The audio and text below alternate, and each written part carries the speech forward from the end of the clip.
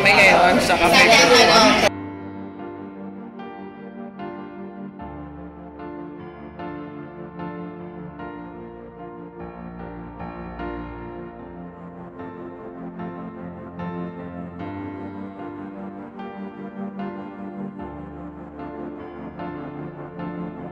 Try natin tong Le Magnifique.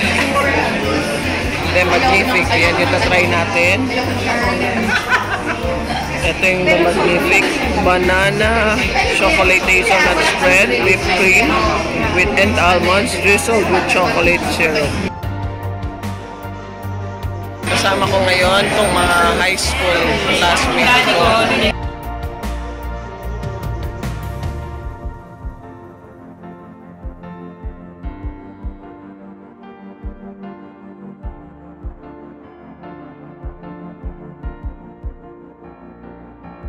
Yan po yung ano, mga paninda ni Mayen. Zoom natin yung mga epektos ni Mayen. Yes. Meron ako ng...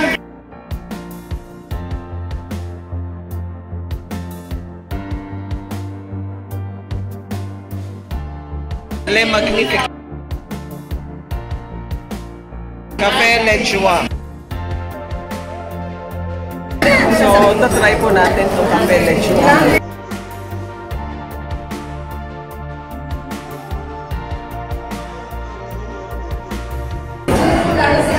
Very strong yung mocha. Yung coffee taste.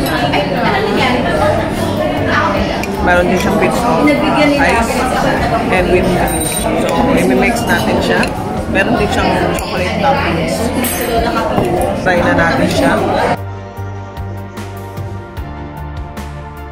Hindi naman ganun ka-strong yung coffee taste niya sa whipped cream. Hindi rin siya ganun ka-sweet. Sakto lang.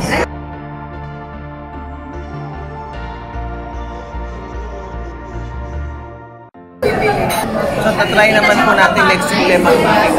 Try po natin siya pag mainit pa. Minsan, nakakomfort na ako malamig, tapos bigla ako mag-iinitan kasi hindi nga ako nakapag-drama kasi minsan, makakalitin ako sa sirapin. Swerte na makakabilit ako sa sopa.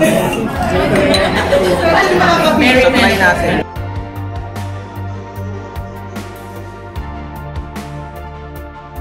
So, yung prep. Okay din yung taste ng banana.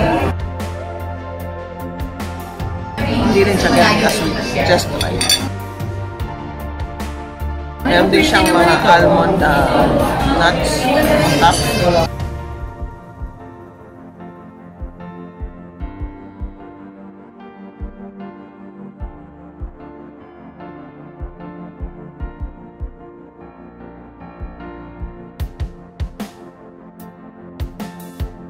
Masarap po yung coffee and crepe combination.